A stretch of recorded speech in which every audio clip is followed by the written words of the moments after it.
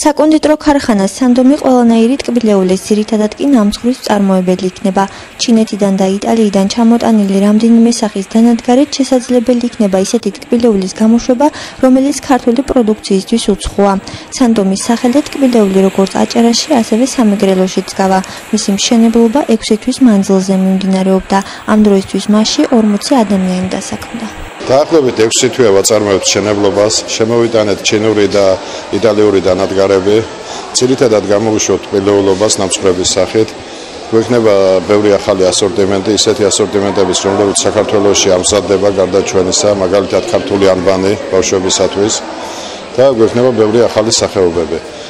დასაქმებულია 40 ადამიანამდე ყველა ადგილობრივი მოსახლეობა. დღეს მართლაც სიხარულია ჩვენთვის, გაიხსნა ჩვენი საკონდიტრო, დასაქმებულები ვართ, არის ძალიან კარგი კოლექტივი, ძალიან კარგი პირობებია მუშაობისთვის და რა ვიცი, სანდომი ქვია პროდუქციას და მე მგონი მართლაც სანდო იქნება. ძალიან გვიხარია გაიხსნა დღეს ჩვენი ქარხანა, ვართ დასაქმებულები, კმაყოფილები.